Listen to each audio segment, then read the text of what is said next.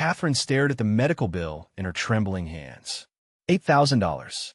Her mother's medication costs had doubled, and she had exactly $243 in her checking account. 3 months earlier, she had stood in that conference room and said the word that would cost her everything. No. Marcus Thornton made a single phone call that night.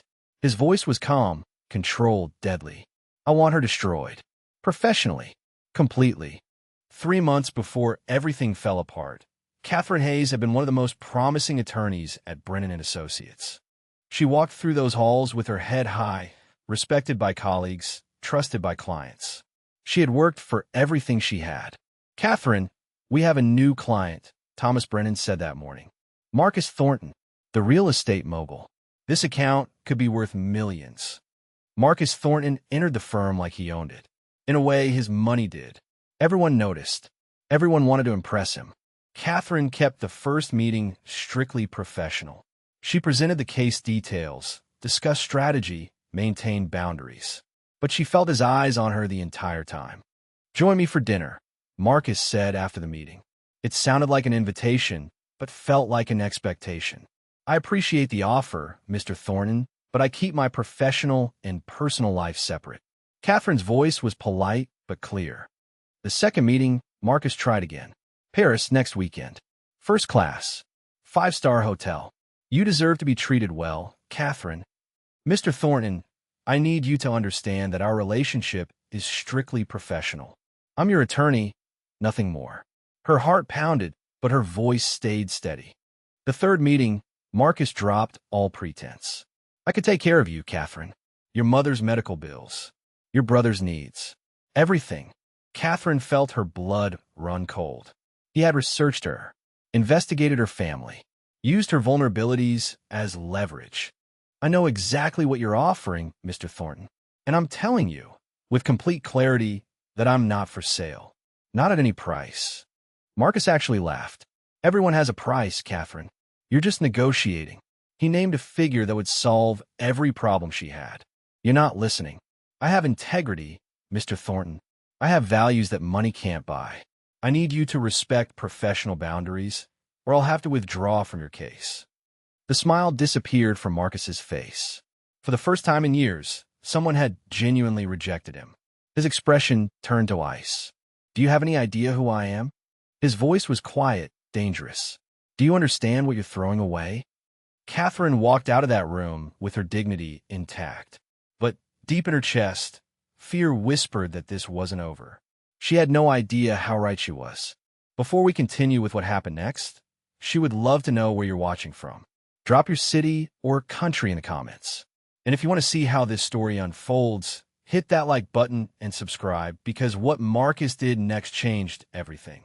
Katherine Hayes had built her career on 2 foundations: relentless hard work and unwavering integrity. At 34, she had earned her reputation at Brennan & Associates through countless late nights, meticulously prepared cases, and a genuine commitment to justice that her colleagues respected. She wasn't the flashiest attorney in the firm, but she was one of the most trusted.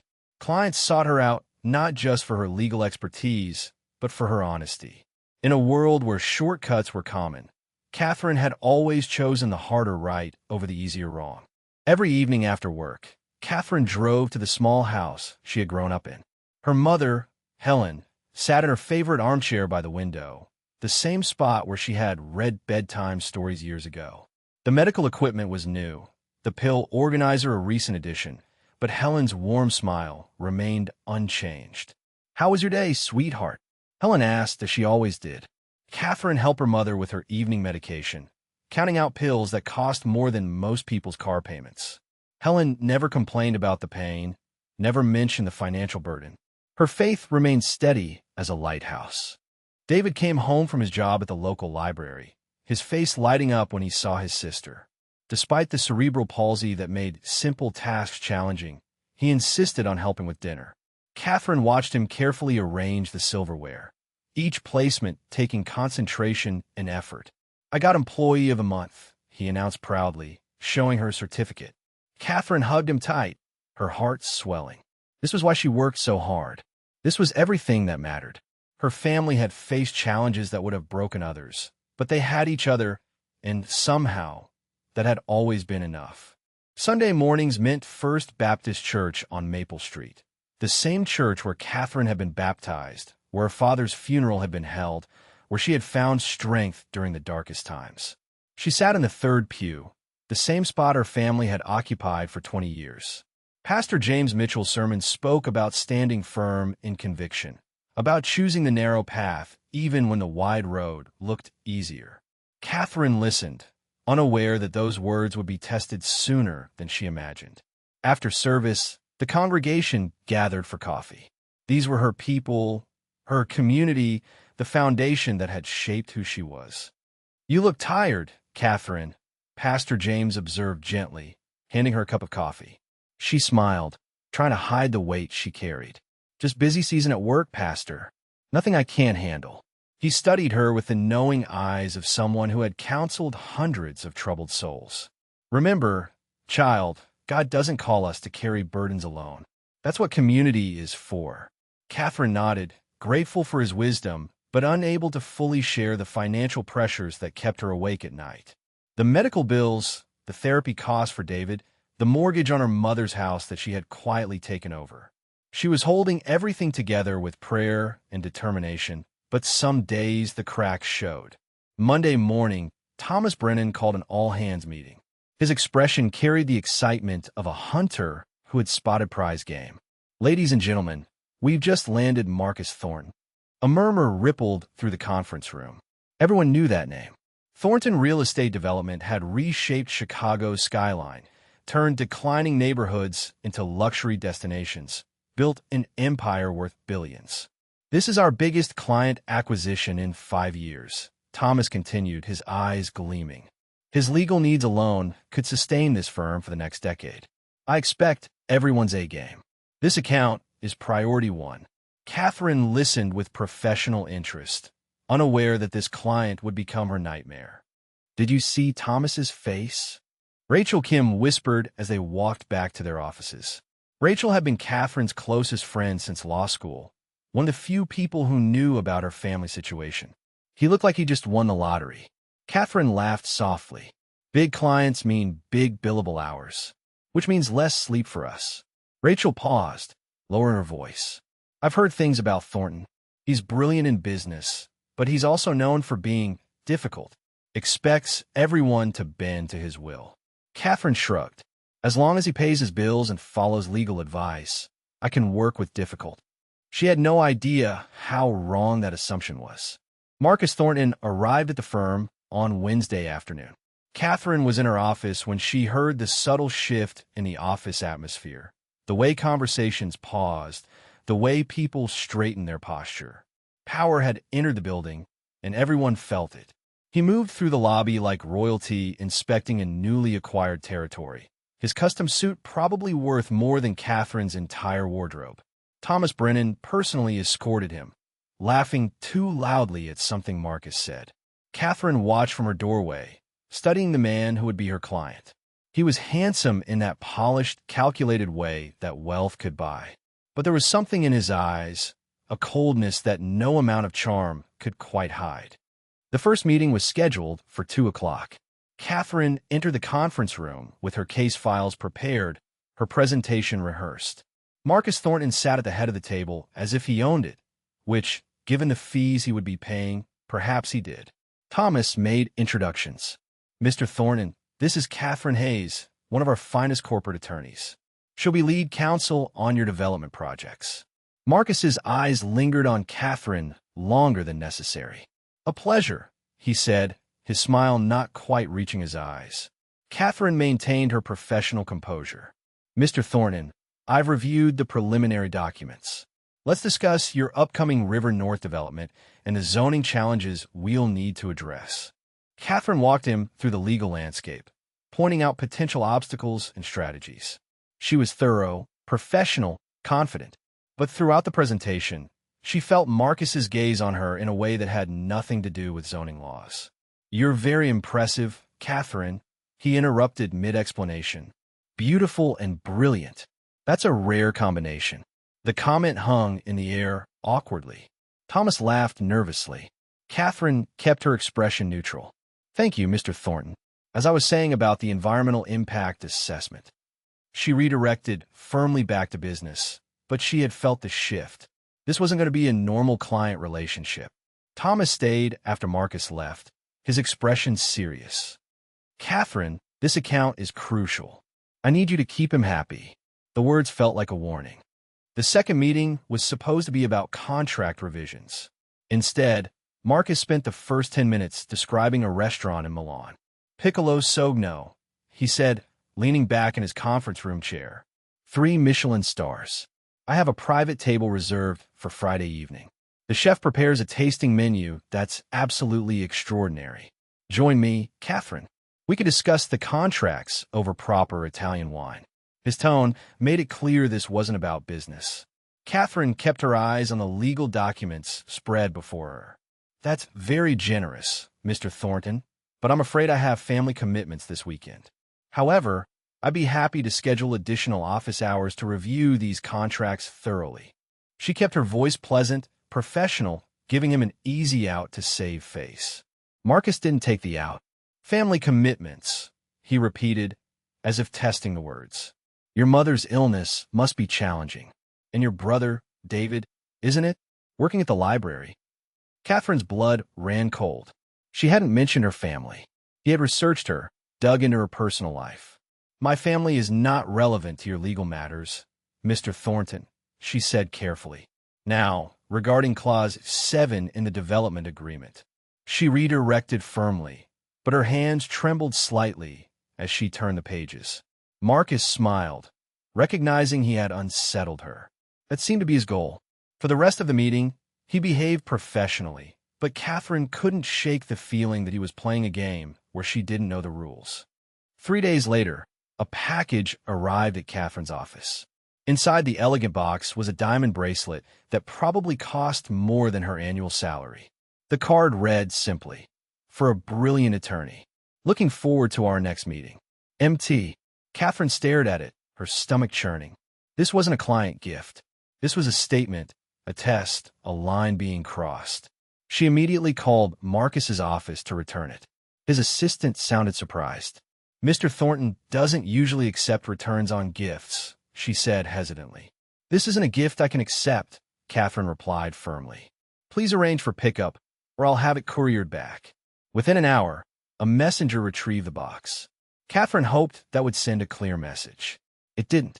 The third meeting, Marcus brought photographs. Aspen next month, he said, sliding glossy images across the conference table. A massive ski lodge, mountain views, obvious luxury. I have a chalet there. Private chef, full staff. Perfect place to work on the zoning appeals without office distractions. Katherine didn't touch the photographs. Mr. Thornton, I work from the office. If you need extended consultation, we can schedule video conferences or additional in-person meetings here. Her patience was wearing thin, but she maintained composure. Marcus studied her like she was a puzzle he couldn't solve. You're different from other women I've met, he said. They usually appreciate opportunities when they're offered. The arrogance in his voice was stunning. I appreciate professional opportunities, Mr. Thornton. What you're describing isn't professional. Marcus leaned back, his expression shifting to something colder, more calculating. Let me be direct, Katherine. I could make your life significantly easier. Your mother's medical bills, your brother's care, the financial pressure you're under. I'm offering to help. All you have to do is let me. The words hung in the air like poison. Katherine felt violated, exposed. He knew everything. Her debts, her struggles, her vulnerabilities, and he was weaponizing them. My financial situation is my own concern, she said, her voice shaking with controlled anger. And it's certainly not something that should be discussed in a client-attorney relationship. Marcus shrugged. I'm simply offering a solution. People help each other all the time. Call it a special arrangement between us. That evening, Katherine found Rachel in the break room. She needed to talk to someone before she exploded. He's not just inappropriate, Rachel. He's using my family situation as leverage. He investigated me, found my weak spots, and he's pushing. Rachel's face darkened with concern. Katherine, this is serious. Marcus Thornton is one of the most powerful men in Chicago. He's connected to everyone, politicians, judges, business leaders. If you reject him outright, she trailed off, but the implication was clear. Are you suggesting I should consider his offer? Katherine asked, incredulous. Rachel shook her head quickly. No, God, no. I'm saying you need to be careful. Document everything, and maybe consider asking Thomas to reassign the case. Katherine went to Thomas Brennan's office the next morning. She chose her words carefully, professionally describing the situation without being specific about the nature of Marcus's advances. I think it would be best if another attorney handled Mr. Thornton's account. There are some compatibility issues that might affect the attorney-client relationship. Thomas looked at her like she had suggested burning money. Compatibility issues? Katherine, this is a $10 million account. You're one of our best attorneys. Whatever minor personality conflicts exist, I'm confident you can manage them. That's what professionals do. His dismissal was complete. Katherine felt her options narrowing. Thomas, I'm trying to tell you this is more than a personality conflict. His expression hardened. And I'm telling you that Marcus Thornton specifically requested you as his attorney. He's impressed with your work. Don't overthink this, Katherine. Just do your job. That night, Katherine couldn't sleep. She sat in her small apartment, researching. Marcus Thornton's business empire was vast, his connections extensive. Articles praised his business acumen, his philanthropy, his influence. But in the comments sections, in the darker corners of the internet, she found whispers. Women who had worked for him and left suddenly. Allegations that never quite turned into lawsuits. Rumors of settlements with non-disclosure agreements. A pattern of behavior that the world ignored because his money spoke louder than any accusations. Katherine realized she was facing something bigger than an inappropriate client. She was facing a man who had learned that power could buy anything, including silence. And he had decided he wanted her. Katherine went to church on Wednesday evening, when the sanctuary was usually empty. She needed to pray, needed to think, needed to find the strength to face what was coming. God, I don't know what to do, she whispered in the quiet space. I need this job. My family needs this income. But I can't. I won't compromise who I am. Please show me the path. The silence of the sanctuary offered no immediate answers, but it offered peace. Katherine had been raised to believe that doing the right thing mattered more than doing the easy thing. Her father had taught her that integrity wasn't negotiable. But this situation was testing that belief in ways she had never imagined. Standing up to Marcus Thornton could cost her everything, but compromising with him would cost her soul. The next morning, Katherine made her decision. She would confront Marcus directly, clearly, leaving no room for misunderstanding. She would tell him that his advances were unwelcome, that their relationship must remain strictly professional, and that if he couldn't accept those boundaries, she would escalate the issue regardless of the consequences. It was risky, possibly career-ending, but it was the only path her conscience would allow. She scheduled a meeting for that afternoon, her hand steady as she typed the calendar invitation. Katherine didn't know that Marcus Thornton had never been told no in his entire adult life. She didn't know that rejection, to him, was an insult that demanded retribution. She was about to learn that some men don't accept boundaries. They see them as challenges to overcome or obstacles to destroy. Marcus arrived exactly on time, which Katherine took as a sign that he sensed something different about this meeting. She had spent the morning rehearsing her words, finding the balance between firmness and professionalism. As he settled into the chair across from her, she noticed his expression was more guarded than usual, as if he too was preparing for confrontation.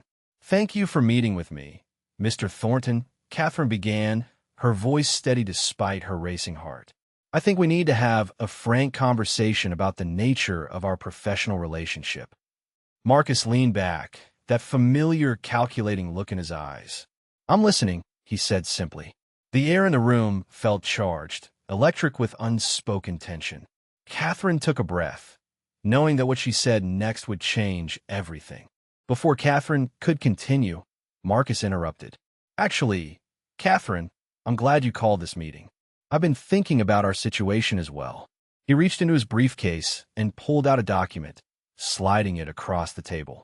Katherine glanced down. It was a contract, but not a legal services agreement. Her eyes scanned the text, and her stomach dropped. "This is a financial arrangement," Marcus explained calmly, as if discussing a business merger. $200,000 annually, deposited into an account of your choosing. Health insurance coverage for your mother through my company's executive plan. A trust fund established for your brother's long-term care.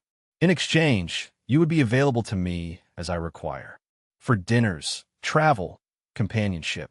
He said the last word with deliberate emphasis. Katherine stared at the document, her mind struggling to process what she was seeing. He had actually written it out, formalized it, turned her dignity into a transaction with terms and conditions. "You've drawn up a contract," she said slowly, her voice barely above a whisper, "to purchase me." Marcus waved his hand dismissively. "That's a crude way of putting it. I'm offering a mutually beneficial arrangement. You need financial security. I enjoy your company and wish to spend more time with you. This solves both our problems." He spoke as if it were the most logical thing in the world, as if human beings could be acquired like real estate. Katherine felt something snap inside her, a final thread of patience that had been fraying for weeks. The audacity, the arrogance, the complete lack of respect for her as a human being, it crystallized into cold fury. Katherine stood up slowly, her hands flat on the table. "Mr. Thornton, I need you to understand something with absolute clarity." Her voice was quiet, but carried the weight of steel. "I'm not for sale. Not for $200,000. Not for $2 million. Not for any amount you could possibly offer." Marcus opened his mouth to speak, but she continued, her words measured and deliberate. "I am an attorney, a professional, a human being with dignity, values, and self-respect. What you're proposing is not a business arrangement. It's degrading, insulting, and completely unacceptable." She picked up his contract and held it for a moment before dropping it back on the table like something contaminated. "I will never, under any circumstances, agree to what you're suggesting." For a moment, Marcus just stared at her. Then, incredibly, he laughed. It was a genuine laugh, as if she had told an amusing joke. "You're negotiating," he said, shaking his head with what looked like admiration. "I respect that. You wanted to increase the offer. Smart. Very smart." He pulled out his phone, fingers moving across the screen. $300,000 annually. Plus a car, let's say a Mercedes. And I'll pay off your mother's house completely. Deed transferred to her name. How's that? He looked up at her expectantly, like a child who had just offered a bigger toy. Katherine realized with growing horror that he genuinely couldn't conceive of someone rejecting him. In his world, everything had a price. Everyone could be bought. It was simply a matter of finding the right number. "This is not a negotiation," Katherine said, her voice rising slightly. "There is no number that will make me agree to this. I don't care if you offered $10 million. I don't care if you offer to solve every financial problem I have. The answer is no. It will always be no." She took a breath, steadying herself. "I am telling you, clearly and directly, that your advances are unwelcome. Our relationship must remain strictly professional, attorney and client, nothing more. If you cannot accept those boundaries, then I cannot continue to represent you." Marcus's smile faded slowly, like ice melting in reverse, his expression hardening into something colder. "You're serious," he said, and it wasn't a question. For the first time, he was actually hearing her, and he didn't like what he heard. Marcus stood up slowly, his movements controlled, but his eyes betraying something dangerous. "Do you have any idea who I am?" His voice was quiet, which somehow made it more threatening. "Do you understand what you're throwing away?" Katherine met his gaze without flinching. "I know exactly who you are, Mr. Thornton. You're a billionaire with extensive connections and influence. You're accustomed to getting what you want. You're powerful in ways I'll never be." She paused, letting that acknowledgement hang in the air. "And none of that changes my answer. I know who you are. The question is, do you know who I am? I'm someone who won't compromise my integrity, regardless of the cost. I'm someone whose values aren't negotiable. I'm someone who can't be bought." The words hung between them like a thrown gauntlet. Something shifted in Marcus's expression, a transformation that sent chills down Catherine's spine. The charm disappeared completely, replaced by cold calculation. "You're making a mistake," he said softly. "A very serious mistake." It wasn't a threat, not explicitly, but the implication was clear. Catherine felt fear curl in her stomach, but she refused to let it show. "If standing up for my dignity is a mistake, then it's one I'm willing to make." Marcus studied her for a long moment, as if memorizing her face, cataloging this rejection for future reference. "You know, Catherine, I built an empire by understanding what motivates people. Money, power, fear, desire. Everyone has a pressure point. Everyone breaks eventually." His voice was almost conversational, which made it more chilling. "I thought you were smarter than this." Marcus gathered his contract from the table, folding it precisely and placing it back in his briefcase. Every movement was controlled, deliberate, as if he were making decisions with each gesture. "I'll need to reconsider my legal representation," he said finally, his voice professionally neutral. "Clearly, we're not compatible as attorney and client." Catherine nodded, relief washing through her despite the undertone of threat. "I think that's best for both of us, Mr. Thornton." He walked toward the door, then paused with his hand on the handle. For a moment, Catherine thought he might say something else, might show some understanding or acceptance.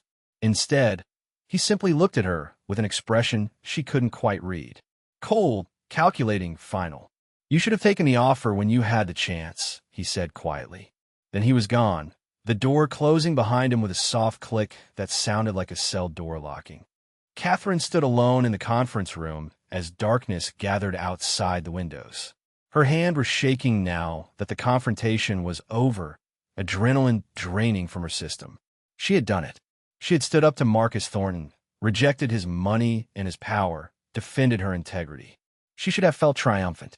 Instead, she felt a growing sense of dread. The way he had looked at her in those final moments, the cold certainty in his voice, the deliberate control of his departure. Marcus Thornton didn't seem like a man who accepted defeat. He seemed like a man who was planning his next move. Catherine gathered her files with trembling hands, trying to convince herself that the worst was over. She had no idea that the worst hadn't even begun.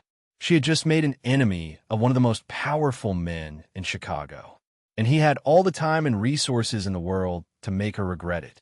Catherine arrived at work Monday morning hoping that the worst was behind her. She had spent the weekend with her family, finding comfort in her mother's wisdom and her brother's uncomplicated affection.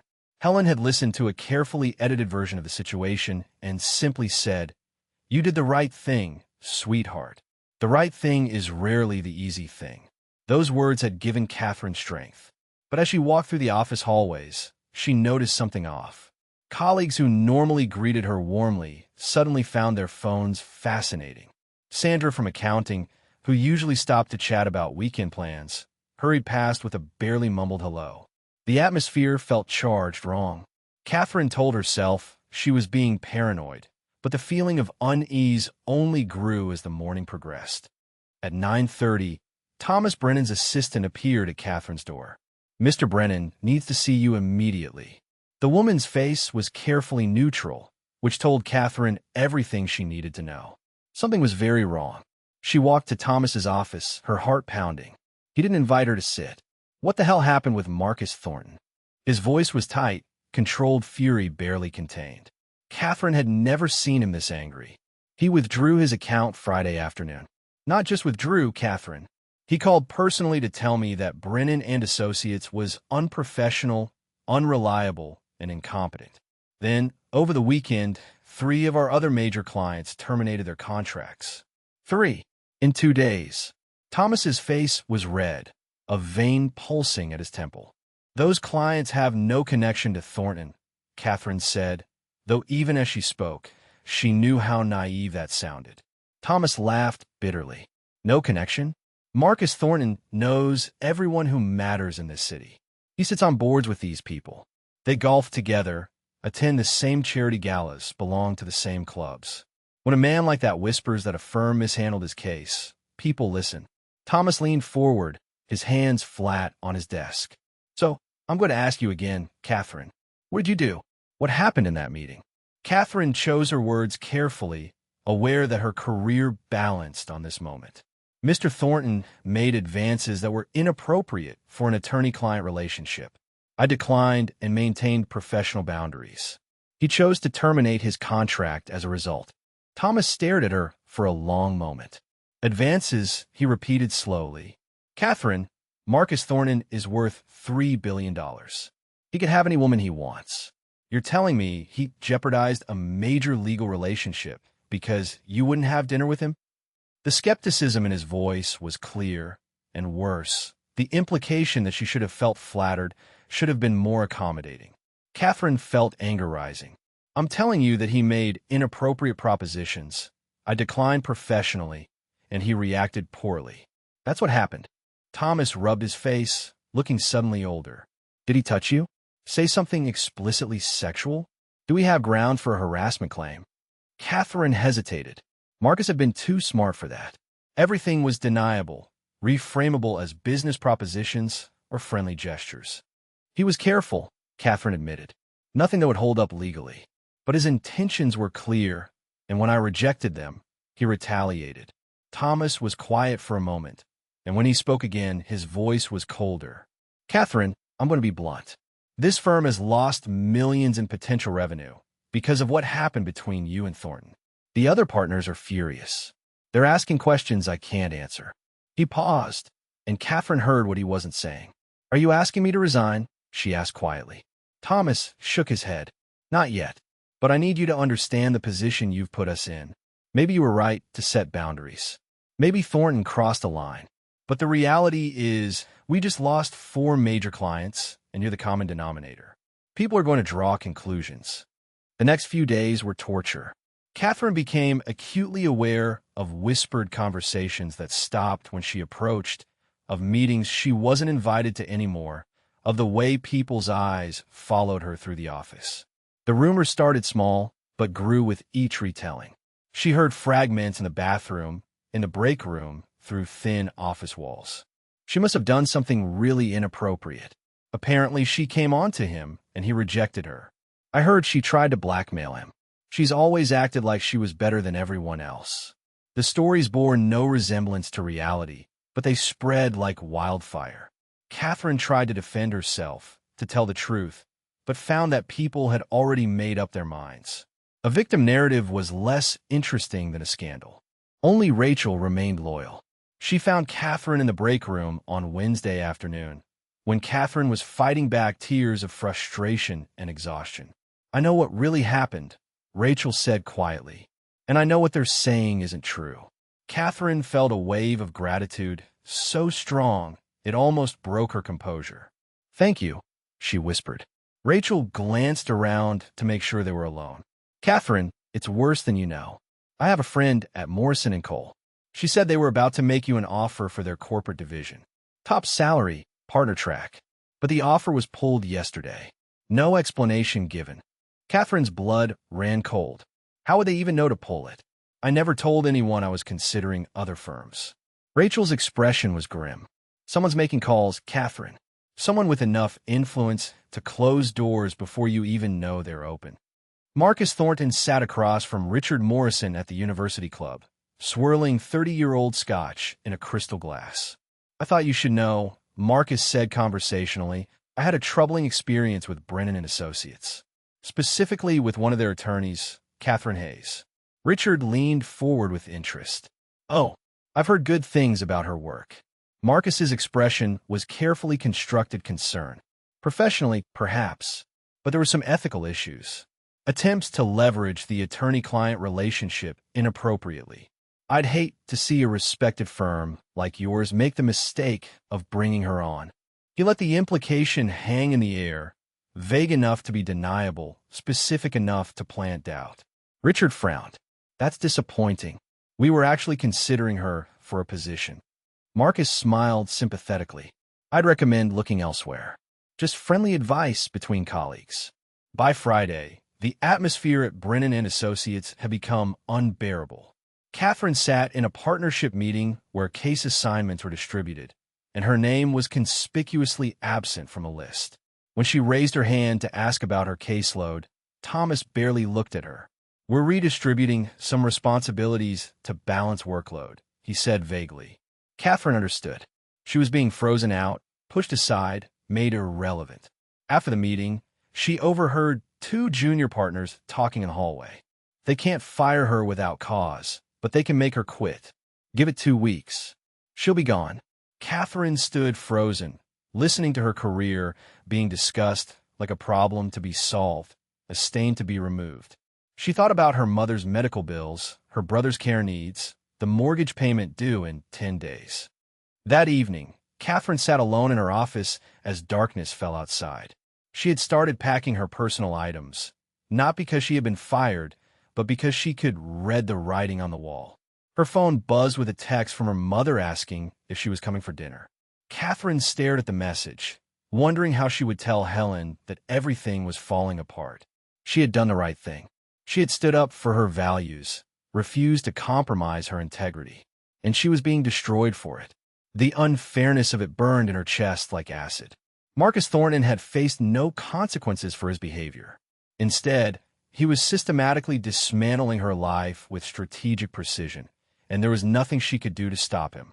Katherine looked at her law degree hanging on the wall, remembering the pride she had felt the day she earned it, the future she had imagined.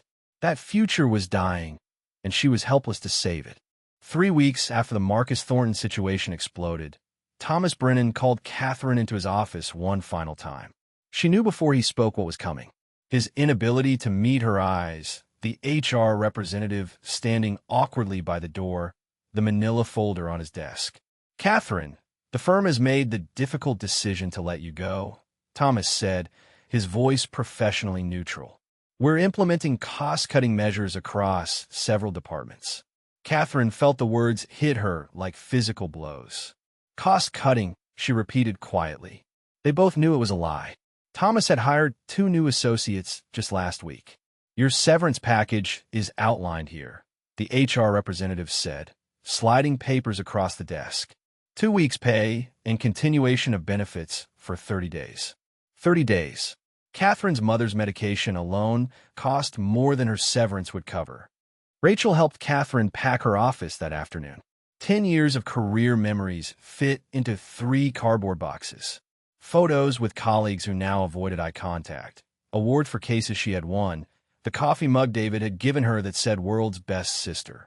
"This is wrong," Rachel said angrily, wrapping the mug in newspaper. "This is retaliation, and it's illegal. You should sue them." Katherine shook her head tiredly. With what money? Against what evidence? Marcus was smart. Thomas was careful. Everything is documented as budget cuts and restructuring.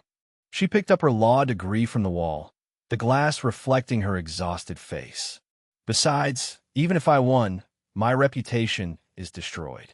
No firm in Chicago would hire me after suing my previous employer." Marcus made sure of that. The completeness of her defeat was almost admirable in its thoroughness. Katherine spent the next 2 weeks sending out resumes, calling every contact she had, begging for interviews. Some led to meetings. The interview at Henderson and Ross seemed promising at first. The managing partner, Patricia Chun, had reviewed Katherine's portfolio with genuine interest. "Your work on the Riverside development case was exceptional," Patricia said, nodding approvingly. "We could use someone with your expertise in our commercial division." Katherine felt hope kindle for the first time in weeks. "I'd be very interested in joining your team," she said carefully. Patricia smiled. "Let me make some calls, check references. We should be able to make you an offer by end of week." Katherine left that interview walking on air, already calculating how much of the salary she could put toward her mother's medical debt. She allowed herself to believe that maybe the nightmare was ending. The email came 3 days later. "Dear Ms. Hayes, after careful consideration and reference checks, we have decided to pursue other candidates whose qualifications more closely align with our current needs. We wish you the best in your job search." Katherine read it 3 times, the professional language barely masking the rejection. She immediately called Patricia's office. The secretary's voice was apologetic but firm. "Ms. Chun is unavailable. I'm sorry, I can't provide any additional information about hiring decisions. Katherine hung up and stared at her laptop screen. This was the fourth rejection in 2 weeks. For interviews that had gone well, for offers that evaporated after reference checks. The pattern was unmistakable. Someone was poisoning every opportunity before it could bloom, and she knew exactly who. Katherine's savings evaporated with terrifying speed. The severance money lasted exactly 12 days. Rent was due in a week, and she was $800 short. Her mother's prescription refills cost $600. The electricity bill threatened disconnection. Katherine sat at her kitchen table, surrounded by bills, doing math that never worked out no matter how many times she recalculated.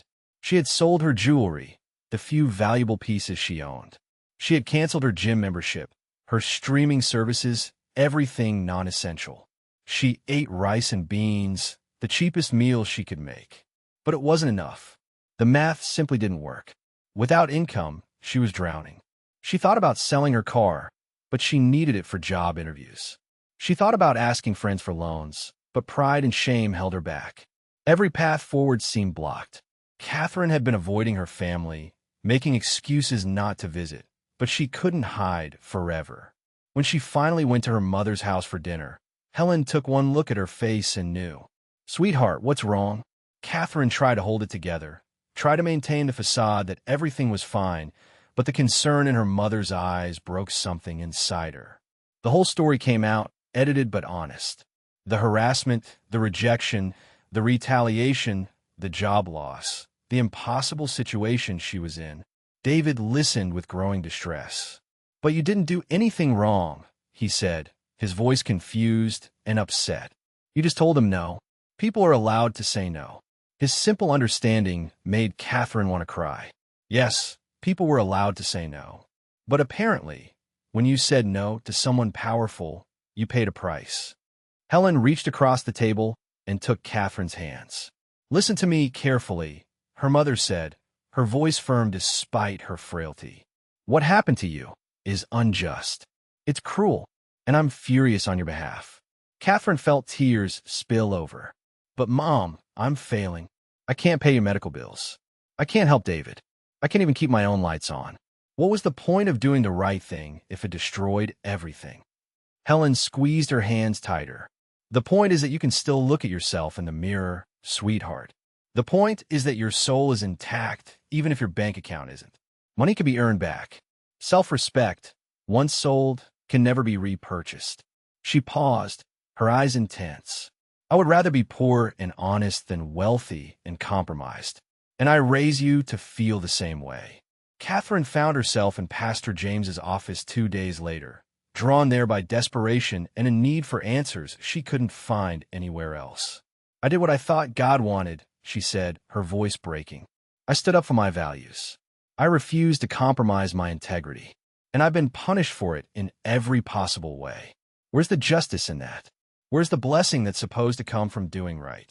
Pastor James was quiet for a long moment, his expression compassionate but honest. "Katherine, the Bible never promises that righteousness will be rewarded immediately or even in this lifetime. Joseph was thrown in prison for refusing Potiphar's wife. Job lost everything despite being blameless. Jesus himself was crucified for doing nothing wrong. He leaned forward. Faith isn't believing that God will protect you from suffering. It's trusting that suffering has purpose even when you can't see it." After leaving Pastor James's office, Katherine sat alone in the sanctuary. She had come here seeking comfort, but found only more questions. "I don't understand," she whispered into the quiet space. "I'm trying to do what's right, but it feels like you've abandoned me. Every door is closing. Every opportunity is being destroyed. How much more am I supposed to endure?" The silence offered no answers, no dramatic revelations, no sudden peace. Katherine felt the full weight of her situation pressing down on her.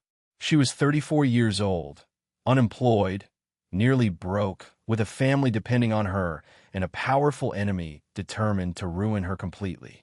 The logical choice would have been to give up, to compromise, to find some way to make peace with Marcus Thornton. But even in her darkest moment, Katherine knew she couldn't do that. Some lines, once crossed, could never be uncrossed. That night, Katherine lay awake in her apartment, staring at the ceiling and listening to the sounds of the city outside her window. She thought about all the years she had worked to build her career, all the sacrifices she had made, all the late nights and lost weekends. She had done everything right, followed all the rules, earned her success through merit and dedication. And one man, one powerful, vindictive man, had destroyed it all because she had dared to say no. The injustice of it burned in her chest. But beneath the anger and fear, something else stirred. A stubborn determination, a core of strength that refused to break no matter how much pressure was applied. Katherine didn't know how she would survive the next month, let alone rebuild her life. But she knew, with absolute certainty, that she would never regret her choice. Marcus Thornton had taken almost everything from her, but he hadn't taken her dignity, and that, somehow, was enough to keep going. After 6 weeks of rejection and desperation, Katherine found an opportunity that no one else wanted. The Legal Aid Justice Center occupied a converted storefront in a struggling neighborhood on Chicago's South Side. The pay was barely above minimum wage, $32,000 annually, less than a quarter of what she had earned at Brennan & Associates. There was no health insurance, no retirement benefits, no prestige. Just an overwhelming caseload of people who couldn't afford legal representation and a director who asked only one question during the interview. "Can you start Monday?" Katherine said yes before she even knew what she was agreeing to. It was a lifeline, and drowning people don't negotiate. On her first day, she walked into an office with peeling paint and outdated computers and felt something unexpected. Relief. Here, no one knew about Marcus Thornton. Here, her past didn't matter, only her willingness to work. The work was overwhelming from day one. Katherine's caseload included eviction defenses, disability claims, child custody disputes, and landlord-tenant conflicts. Her clients were people living on the edge, single mothers working 3 jobs, elderly veterans facing homelessness, immigrants navigating systems they didn't understand. Each case represented someone's entire world collapsing, and Katherine was their only hope. She worked 12-hour days reviewing cases at her scarred wooden desk, met clients in the cramped conference room that smelled like old coffee, filed motions on a computer that crashed twice daily. There was no support staff, no fancy legal databases, no resources she had taken for granted before. Just her law degree, determination, and the knowledge that if she failed, real people suffered real consequences. It was exhausting. It was meaningful. It was saving her. The financial reality hit hard in the first month. Katherine's new salary barely covered basic expenses, and she had months of debt accumulated. Hard decisions became necessary. She sold her car, the sleek sedan she had bought to celebrate making partner track, and bought a 15-year-old Honda with a dented bumper and a check engine light that never went off. The difference paid 2 months of her mother's medication. She gave notice on her apartment, the 1-bedroom in a safe neighborhood she had been proud to afford, and moved to a studio in a building where sirens wailed nightly and the heat worked sporadically. Her new place was 1 room with a kitchenette and a bathroom where the tiles were cracked. But it was $300 cheaper per month, and that $300 meant her mother could eat. Standing at the pharmacy counter became Katherine's weekly nightmare. The generic version is significantly cheaper. The pharmacist explained sympathetically, seeing Katherine's face when he quoted the price for her mother's brand-name medication. "It's not quite as effective for some patients, but it might be worth trying given the cost difference." Katherine did the math quickly. Brand name, $600. Generic, $180. That was groceries for 2 weeks. That was the electricity bill. "We'll try the generic," she said, hating herself for making medical decisions based on finances. She didn't tell her mother about the switch, just hoped the cheaper medication would work well enough.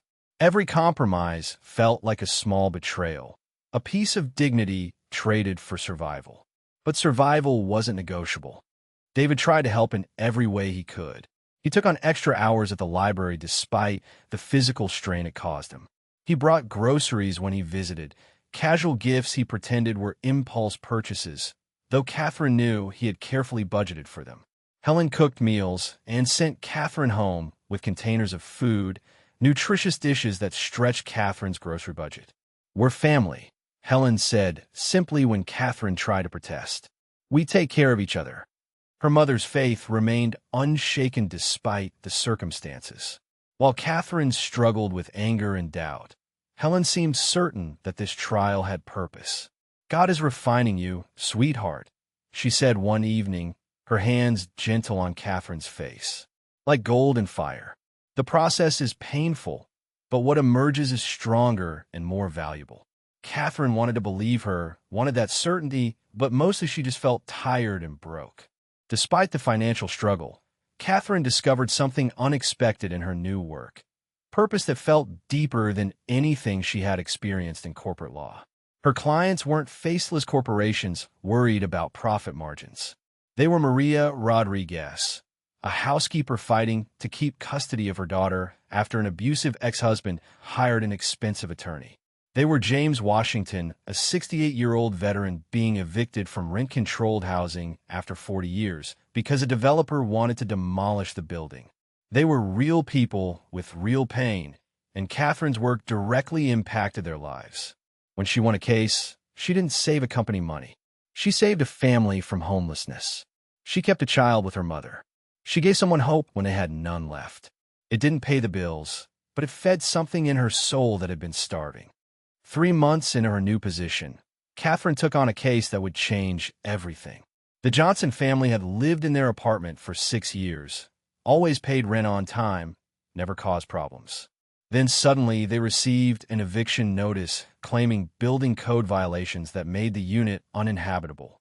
Sheila Johnson, a nurse working night shifts to support 3 kids, sat in Katherine's office with tears streaming down her face. "They're saying our apartment is dangerous, that we have to leave in 30 days. But Miss Hayes, nothing's wrong with it. The landlord just wants us out." Katherine reviewed the eviction paperwork, and something felt wrong. The violations listed were vague, the timeline suspiciously rushed. She asked the question that opened Pandora's box. "Who owns your building?" Sheila handed her the property documents. Katherine's blood turned to ice when she saw the name. Thornton Development Corporation. Katherine stayed at the office until midnight, digging into the Johnson case with growing horror. What she found was a pattern. Thornton Development had purchased the building 8 months ago. Shortly after, longtime tenants began receiving eviction notices for various fabricated violations. Those who fought back found themselves harassed, pressured, threatened. Those who left quietly received small settlement checks and signed non-disclosure agreements.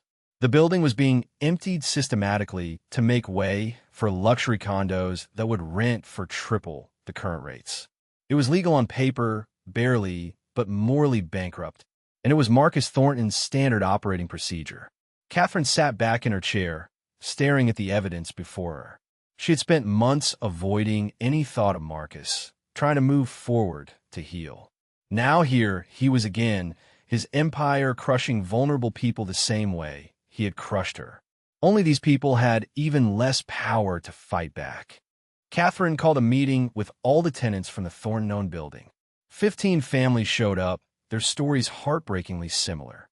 Sudden eviction notices, harassment from new building management, offers of small payments to leave quietly, fear of retaliation if they fought back. "We can't afford lawyers," one elderly man said hopelessly. "Thornton has a whole legal team. What chance do we have?" Katherine looked at their faces, saw her own story reflected back at her. People who had done nothing wrong, but were being crushed by someone more powerful who wanted what they had. "You have me," Katherine said firmly. "I can't promise we'll win. Thornton Development has resources I don't. But I promise I will fight for you with everything I have."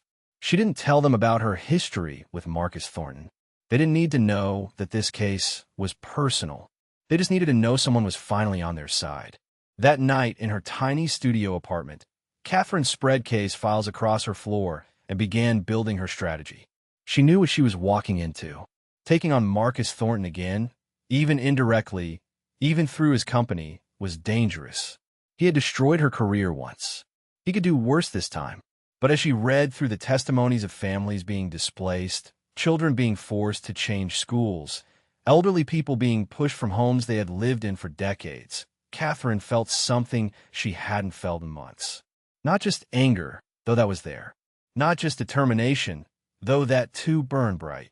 But purpose, clarity, a sense that maybe, just maybe, this was why she had survived Marcus's first attack. Not to rebuild her old life, but to build something better. To use her skills and her scars to protect people who couldn't protect themselves. Marcus Thornton had tried to destroy her integrity. Instead, he had given her a mission, and she was just getting started. Katherine spent her first week on the Johnson case doing what she did best, digging into documentation. The eviction notice cited building code violations discovered during a routine inspection. But when Katherine requested the inspection report from the city, something immediately felt wrong. The inspector's signature was illegible. The date stamps were inconsistent, and several violations listed didn't match the property's actual layout.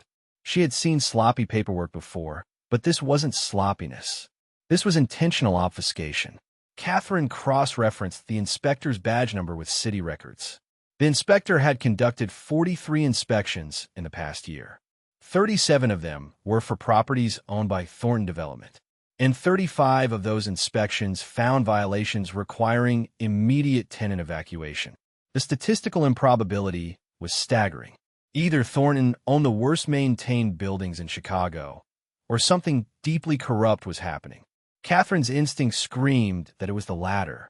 Katherine pulled building permits, tenant complaint records, and code enforcement history for every Thornton Development property in the city. A pattern emerged that made her physically sick. The process was always the same. Thornton would purchase a rent-controlled building in a gentrifying neighborhood. Within months, longtime tenants would receive eviction notices for code violations. The violations were always serious enough to require immediate evacuation, but vague enough to be difficult to disprove. Tenants who couldn't afford lawyers would leave quietly. Those who tried to fight found themselves facing legal teams that buried them in motions and delays until they gave up from exhaustion and expense. Once the building was empty, Thornton would do minimal renovations and re-rent units at market rates 3 to 4 times higher. It was a displacement machine, systematically removing low-income residents to make room for wealthier tenants. And it was happening across the entire South Side, building by building, family by family. Katherine needed help accessing legal databases she could no longer afford. She called Rachel, hesitant to ask for a favor that could put her friend at risk. They met at a coffee shop far from Rachel's office. "I need to run searches on corporate filings and litigation history," Katherine explained, sliding a list across the table. Specifically, Thornton Development and related entities. Rachel looked at the list, then at Katherine with visible concern. "You're investigating Marcus Thornton?" Katherine nodded. "Not him personally. His company. I have a client being illegally evicted, and I think it's part of a larger pattern." Rachel was quiet for a moment, clearly torn. "Katherine, be careful. You know what he's capable of. You've already lost one career to him." Katherine's jaw tightened with determination, "which is why I know exactly what kind of man he is, and why I can't look away when he's doing the same thing to people who have even less power than I did." Rachel studied her friend's face, then nodded slowly. "Okay, I'll help you, but promise me you'll be careful." The information Rachel provided opened floodgates Katherine hadn't expected. Corporate filings revealed a complex network of shell companies and subsidiaries, all connected back to Marcus Thornton. But more damning were the litigation records. In the past 5 years, Thornton Development had been sued 32 times by former tenants claiming wrongful eviction. 30 of those cases have been settled out of court with confidential, non-disclosure agreements. The 2 that went to trial had been won by Thornton, but reading the court transcripts, Katherine could see why. The tenants had been outmatched by expensive legal teams, buried under procedural motions, their cases delayed until they ran out of money to continue fighting. The pattern was sickeningly clear. Thornton used his vast legal resources to bury opponents until they gave up from exhaustion. Katherine's hands shook as she read case after case of families destroyed by the same tactics that had been used against her. Only these families had far less to lose, which made the cruelty even more devastating. Katherine began the painstaking work of tracking down and interviewing former tenants who had been evicted from Thornton properties. Most were too afraid to talk, bound by non-disclosure agreements, or simply terrified of retaliation from a billionaire with unlimited resources. But a few were willing to speak off the record, their anger overcoming their fear. Miguel Santos, 72 years old, had lived in his apartment for 18 years before being evicted for alleged violations he insisted never existed. They offered me $5,000 to leave quietly and sign papers saying I wouldn't talk about it, he said, his voice thick with bitterness. When I refused, they made my life hell. Shut off my heat in January. Claimed it was building maintenance issues. I'm an old man. I nearly froze. Eventually, I had no choice. I took their money and signed their papers because I had nowhere else to go. His story was repeated with minor variations by 6 other former tenants Katherine managed to locate.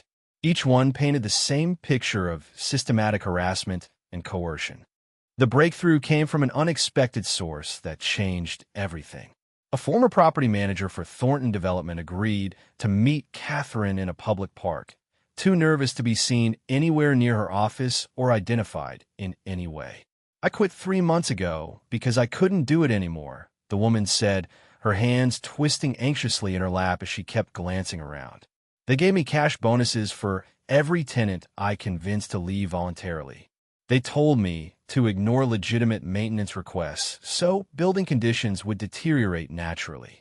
When tenants complained about anything, I was supposed to document everything they said and turn it over to the legal department so they could use it against them in eviction proceedings later. She pulled out her phone with shaking hands.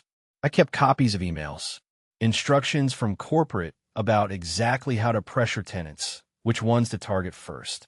I knew it was wrong the whole time, but I needed the job. I have kids to feed. But eventually, I couldn't live with myself anymore. The former property manager provided Katherine with something invaluable, recordings she had secretly made of meetings with Thornton Development executives. In one particularly damning recording, a regional manager explicitly discussed paying off building inspectors to find violations in occupied units. In another, they strategized about which tenant demographics would be easiest to pressure into leaving without legal fights. Focus on the elderly and non-English speakers first, a voice said with casual cruelty. They're statistically less likely to know their legal rights or to find affordable legal help to fight back. Katherine listened with growing fury, her hands clenched into fists. This wasn't just aggressive business practice or ruthless capitalism. This was systematic, calculated exploitation of the most vulnerable people in the city. It was fraud. It was corruption. It was bribery of public officials. And it was all meticulously documented in the files and recordings spread across her desk, waiting to be used. Katherine tracked down Robert Hayes, the building inspector whose signature appeared on the Johnson family eviction notice. She caught him leaving City Hall, and his face paled when she introduced herself and mentioned Thornton Development. "I have nothing to say about that," he stammered, trying to walk away quickly. But Katherine followed, her voice calm but insistent. "Mr. Hayes, I have documentation showing you conducted 37 inspections for Thornton properties in 1 year. That's more than any other inspector by a factor of 3. And somehow, you found violations in 94% of those properties." Hayes stopped walking, his shoulders slumping in defeat. "Look, I don't know what you think you know, but I filed legitimate inspection reports. If there's any problem with them, take it up with my supervisor." His defensiveness confirmed Katherine's suspicions. This man knew exactly what he had done, and he was terrified of being caught. Katherine sat back in her chair at 2 in the morning, surrounded by the evidence she had compiled over 3 months of intensive investigation. She had documents proving fraudulent inspection reports. She had recordings of executives discussing illegal tactics. She had witness testimony from former tenants and a whistleblower from inside the company. She had financial records showing suspicious payments that looked suspiciously like bribes. The evidence was explosive, comprehensive, undeniable. She could take this to federal prosecutors. She could leak it to investigative journalists. She could destroy Marcus Thornton's empire, expose his corruption, send him to prison potentially. This was her chance for vindication, for revenge, for justice. Everything he had taken from her, she could take from him tenfold. Her career could be rebuilt on the foundation of this case. She would be the attorney who brought down a corrupt billionaire. But as Katherine stared at the evidence, something made her hesitate. Katherine found herself in the church sanctuary as dawn broke, the evidence folder sitting beside her on the wooden pew. She had come here seeking guidance, clarity, some sign of what she should do with the power she now held. "I have him," she whispered into the quiet space. "I finally have the evidence to destroy Marcus Thornton completely. He ruined my career, my reputation, my life. And now I can do the same to him. Isn't that justice?" But even as she said the words, something felt wrong. Was this about justice for the families he had hurt? Or was it about revenge for what he had done to her? If she exposed him now, driven by personal vendetta, would she be any different from him? Katherine thought about the families counting on her, the Johnson children who deserved to stay in their home, the elderly tenants facing homelessness. They needed her focused on winning their case, not settling personal scores. This wasn't about her anymore. It had never really been about her. It was about something much bigger. Katherine hadn't slept. She sat on her apartment floor, surrounded by evidence that could destroy Marcus Thornton, and her mind was at war with itself. Part of her, the wounded part that still felt the sting of humiliation and injustice, wanted to unleash everything. To watch his empire crumble the way her career had crumbled. To see him face consequences for once in his privileged life. The fantasy was intoxicating. News headlines, criminal investigations, his smug face finally showing fear. But another voice whispered in her conscience, quieter but persistent. Was this about helping the Johnson family and other victims? Or was it about settling a personal score? Could she trust her own motivations when anger still burned so hot in her chest? Katherine picked up her phone 3 times to call the district attorney, and 3 times she set it down.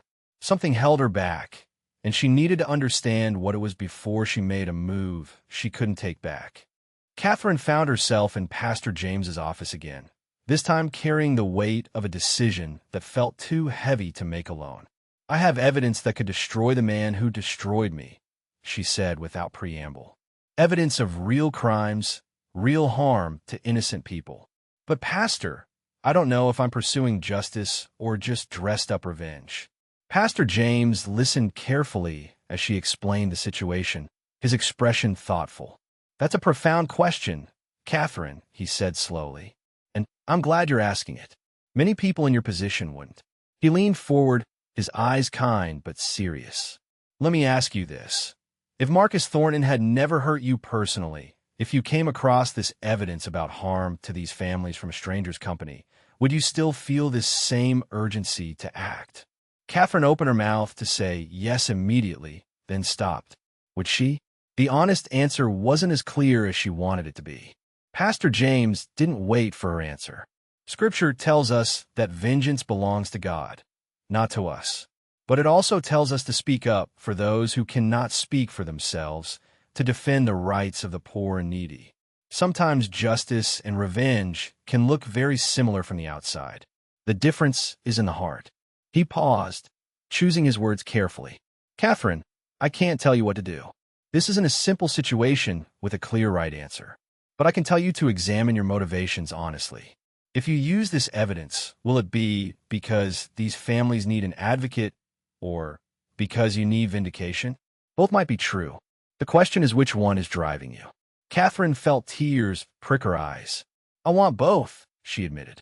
"I want to help them, but I also want him to pay for what he did to me. Does that make me a bad person?" Pastor James smiled sadly. "It makes you human. The question is, which desire will you let guide your actions?" Katherine spent the afternoon in a park near her apartment, a journal open on her lap as she tried to sort through the tangle of emotions and ethics. She made 2 lists. Reasons to expose Thornton immediately, justice for victims, prevent future harm, legal accountability, public deserves to know, personal vindication. Reasons to hesitate, mixed motivations, might be acting from anger, could become consumed by vengeance, Focus should be on helping families, not hurting him. The lists were disturbingly even.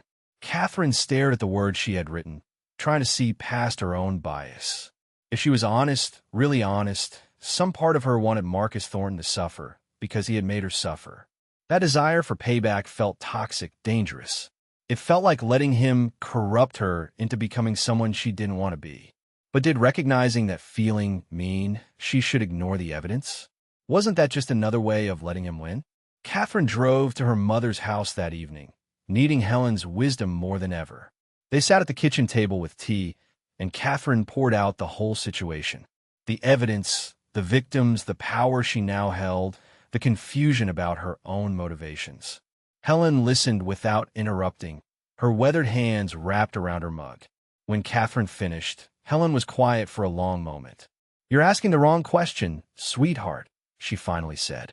"You're asking whether you should forgive Marcus Thornton. But forgiveness doesn't mean inaction. It doesn't mean letting injustice continue unchecked." She reached across the table to take Katherine's hand. You can forgive someone in your heart and still hold them accountable for their actions. In fact, real accountability is sometimes the most loving thing we can do, both for the person and for their victims. Helen continued, her voice gentle but firm. "When your father died, I was so angry at God. I felt abandoned, betrayed. For months, that anger poisoned everything. I couldn't move forward because I was too busy looking backward at what I'd lost." She paused, her eyes distant with memory. Forgiveness didn't mean pretending the loss didn't hurt. It meant choosing not to let that hurt define the rest of my life. It meant releasing the bitterness so I could live again. Katherine felt something shift in her understanding. "So forgiveness is for me, not for him?" Helen nodded. "Partly yes.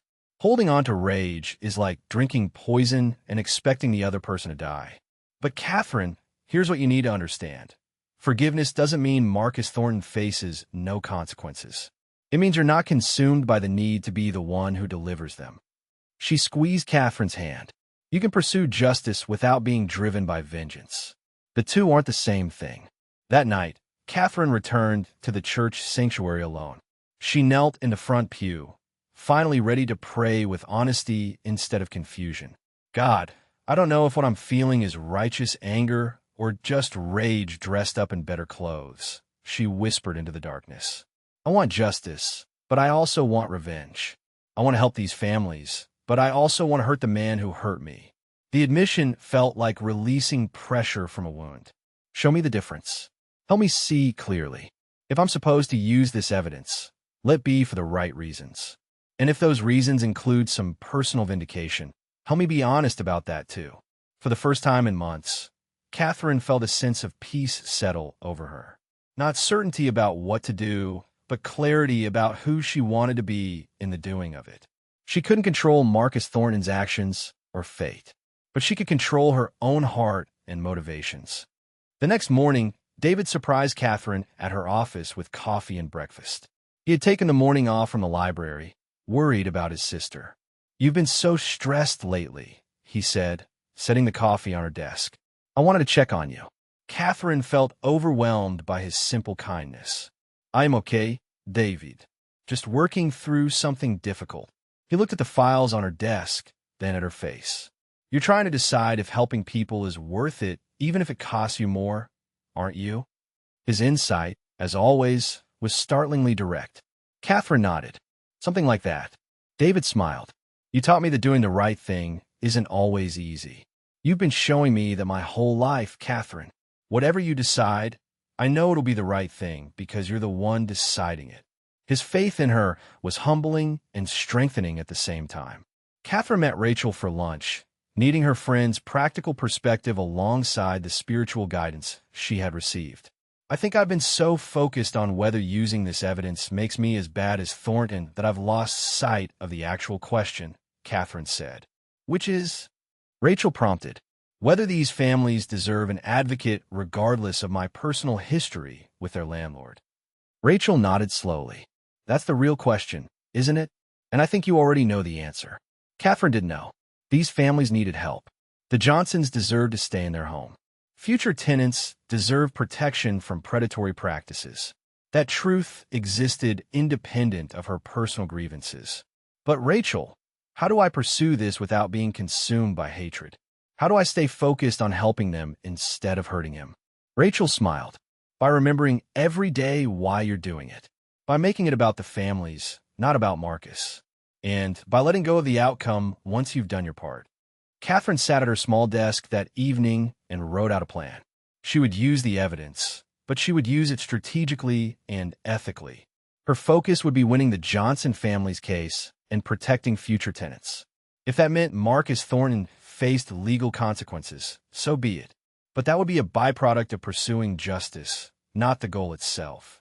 She would report the illegal activities to appropriate authorities, not leak them to press for maximum embarrassment. She would advocate for victims, not position herself as the hero bringing down a villain. And most importantly, she would monitor her own heart throughout the process, checking her motivations regularly to ensure she wasn't sliding from justice into vengeance. This was about being the kind of lawyer and the kind of person she wanted to be.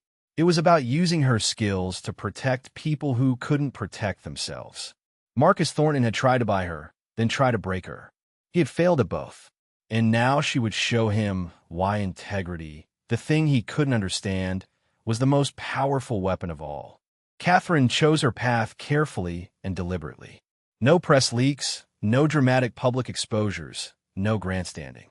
She scheduled appointments with the appropriate authorities, the U.S. Attorney's Office for the fraud and bribery charges, the Illinois Attorney General for consumer protection violations, and the city's Inspector General for the corrupt building inspections.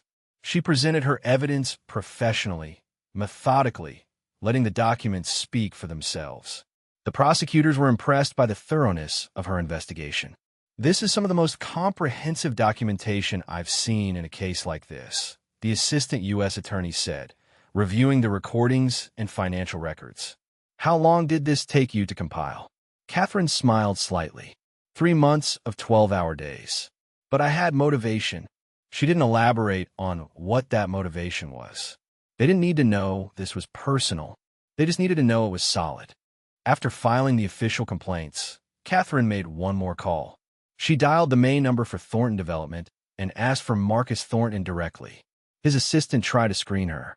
Mr. Thornton doesn't take unsolicited calls. If you'd like to schedule an appointment. Katherine interrupted politely but firmly. Please tell Mr. Thornton that Katherine Hayes needs to speak with him. He'll take the call. There was a long pause, then hold music. Katherine waited, her heart pounding, but her resolve steady. After 2 minutes, a familiar voice came on the line. Katherine. His tone was neutral, carefully controlled. I need to meet with you, she said. Today. Your office. This isn't a negotiation. Another pause. She could almost hear him calculating, trying to determine what this meant. 2 o'clock, he finally said. Come alone. The line went dead. Katherine sat back, taking a deep breath. This was it. The final confrontation she had both dreaded and needed. Katherine walked into Thornton Development headquarters at exactly 2 o'clock. The building was everything her legal aid office wasn't. Marble floors, modern art, floor-to-ceiling windows with views of Lake Michigan. This was the world she had been ejected from, the world of power and money and influence. But today, she walked through it without envy or bitterness. She was here for a purpose. Marcus's assistant, the same woman who had retrieved the diamond bracelet months ago, looked at Katherine with barely concealed surprise. Mr. Thornton is expecting you. Top floor. Katherine rode the elevator up 43 floors, each level taking her higher into Marcus's domain. When the doors opened to the executive suite, he was standing at the windows with his back to her, hands in his pockets, looking out at the city he had reshaped with his developments. Hello, Marcus, Katherine said quietly. Marcus turned to face her, and for a moment neither spoke. Katherine was struck by how unchanged he looked, how confident and controlled despite everything. You've lost weight, he observed, as if they were old friends catching up. The nonprofit life must be harder than Brennan and Associates. Katherine didn't take the bait. She walked to his desk and set down her briefcase. I'm not here for small talk, Marcus. His expression shifted, became more wary. Then why are you here? Last I heard, You were defending deadbeat tenants in eviction cases. Oh, wait. His eyes narrowed. One of those cases is mine, isn't it? The Johnson family. Katherine nodded. That's how it started. But it became much more than one case. She opened her briefcase and began placing documents on his expensive desk. Fraudulent inspection reports, bribes to city officials, witness testimony from former employees, financial records showing systematic displacement of rent-controlled tenants. I have everything, Marcus, and I've already turned it over to federal prosecutors. Marcus's confident facade cracked slightly. He picked up one of the documents, scanned it, then looked at her with something between disbelief and grudging respect. You've been busy. His voice was carefully neutral. Did it feel good?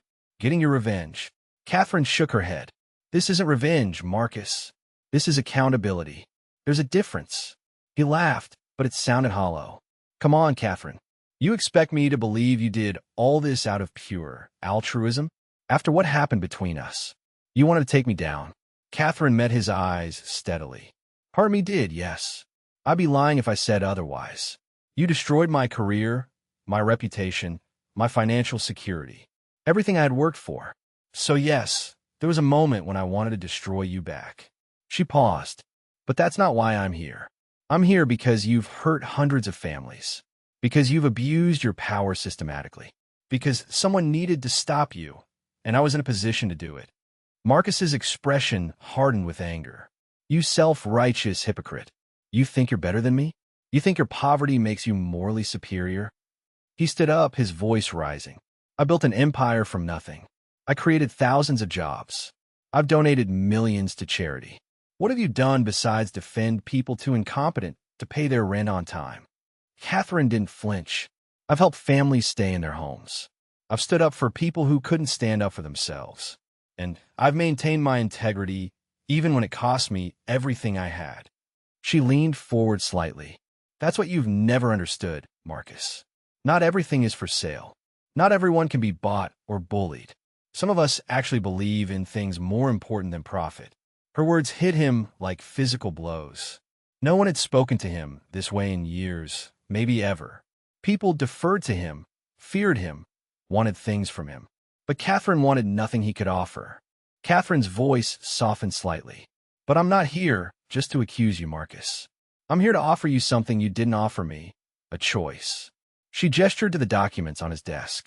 The evidence is already with prosecutors. That part is done, but you still have the ability to make this right, at least partially. You can fight this, deny everything, drag it out in court for years while those families suffer. Or you can do something you've probably never done. Take responsibility. Marcus stared at her like she was speaking a foreign language. You wanted to confess? To cooperate with the prosecution? Katherine shook her head.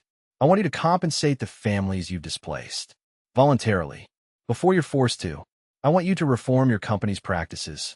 I want you to use your power for something other than accumulating more power. She paused.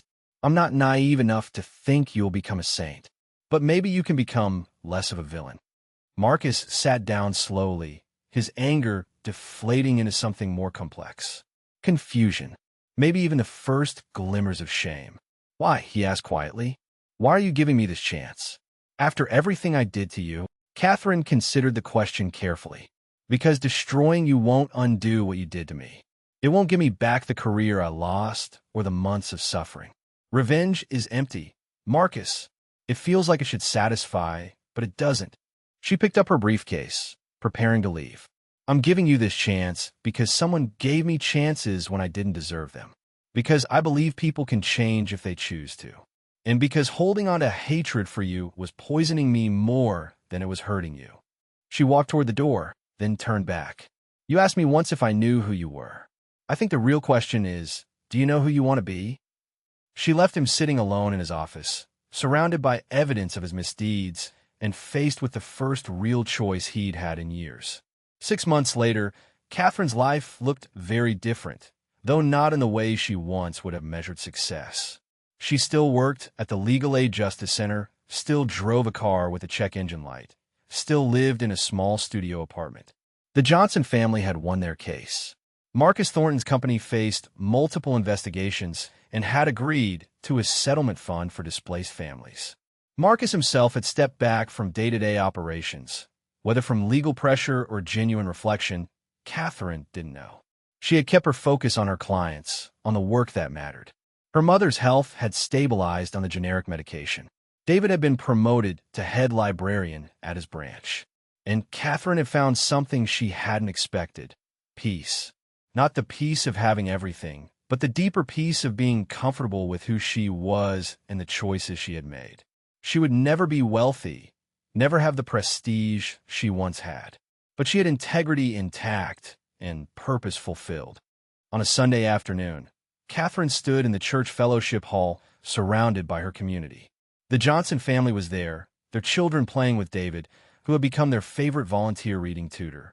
Helen sat with other church ladies, stronger and more energetic than she'd been in months.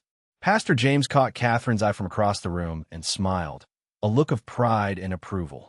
Rachel had driven in from the city to visit, bringing news that 2 associates from Brennan and Associates had quietly asked Katherine for advice on their own cases involving tenant rights. Life hadn't given Katherine back what Marcus Thornton took, but it had given her something better: the knowledge that she had faced her greatest test and chosen character over comfort, integrity over revenge, purpose over prestige.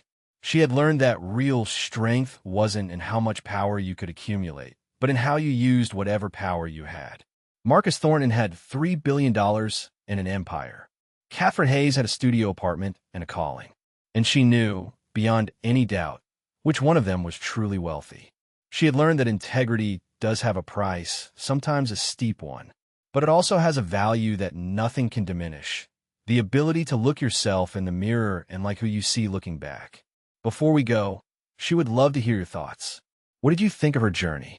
Would you have made the same choices? Drop your comments below, and if this story touched your heart, please like and subscribe. Stories like Katherine's remind us that in a world obsessed with success, sometimes the greatest victory is simply remaining true to who you are. Thank you for watching.